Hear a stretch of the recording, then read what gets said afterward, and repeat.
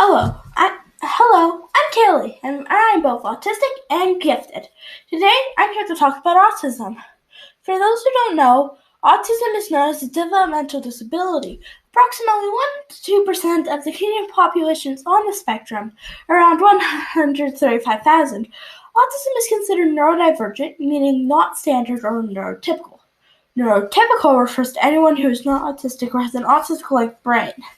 Neurotypical also means not displaying or characterized by autistic or other neurologically atypical patterns of thought or behavior.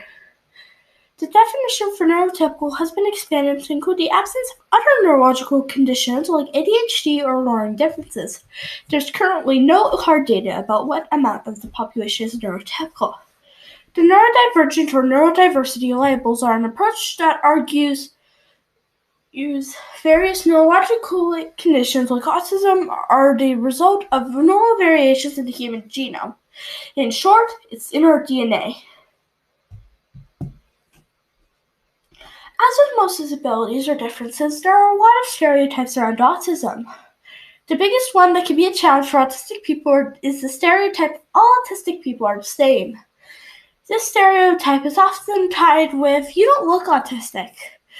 What you need to understand is autism is a spectrum, and as the saying in the community goes, if you met one person with autism, you've met one person with autism.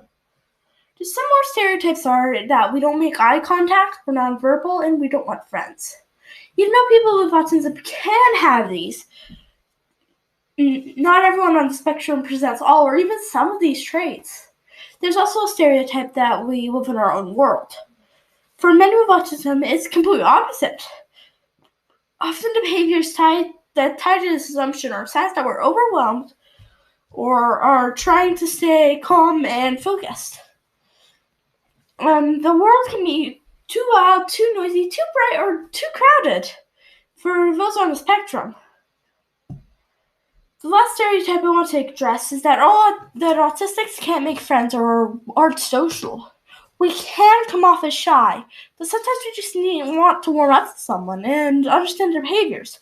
New people can seem very unnerving, as they often don't have a good understanding of social cues. Neurotypical and autistic speak different languages in regards to body language, social cues, and communication. Autistics can communicate well with other autistics, but with neurotypicals, it becomes a game of broken telephone. Now let's move on to what it's been like for me.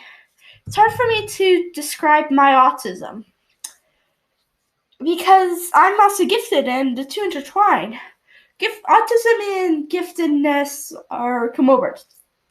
Comorbidity is the simultaneous presence of two or more diseases or medical conditions in a person. So if they're often comorbid, it means they're often found together.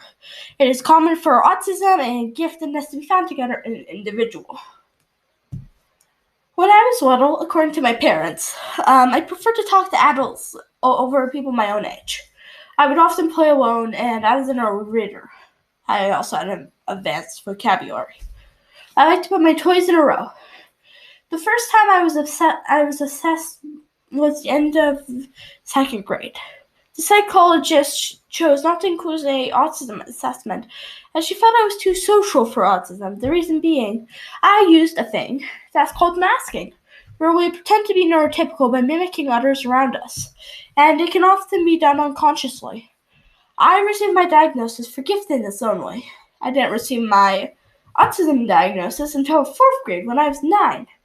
Autism is typically diagnosed between the ages of 3 to 7, although for girls, it's typically diagnosed late due to shyness stereotypes surrounding us. School was fairly uneventful for the first few years because I was successfully masking my autism. It wasn't until 3rd grade that bullying really started. It was probably because I didn't really interact with people in my class and rarely talked to them because I did, and still do, hate small talk. I preferred talking about interests or playing, which made it harder when friend groups started forming. Luckily, the bullying got better once we moved, but moving also caused a bunch of stress and anxiety because I don't like meeting people because of small talk. Our entire social structure is built up on small talk, and I hate it. But enough about small talk. I can rant for hours about it. If another thing about me is I can't tune things out. That annoying buzzing from the extension cord driving me wild. That argument over there, or that conversation next to us. I'm not trying to eavesdrop, but I hear it. There's a reason I like noise-canceling earmuffs or headphones. Now that you understand me a little better, I would like to talk about autism advocacy and acceptance. For those of us with autism, we're still trying to get our voices heard. For sure, it's getting better. Some grocery stores are doing a sensory awareness hour, where they turn on the lights and background noise, and there's certainly support in schooling where I live. Unfortunately, there are many autism charities that don't respect autism voices. They paint autism as a horrible condition that needs to be cured. You might, if you think that sounds terrible, they're trying to help. I'd like to point out that without autism, I'd be a different person. It's not who I am, but it's how my brain works. I've talked about the downsides, but you don't realize there's positives too. I like the way my brain works. I find I get super passionate about things easily in a way neurotypicals don't. I don't want to be cured. I want to be accepted and accommodated for my differences. It's not a disease. It's not something to fear.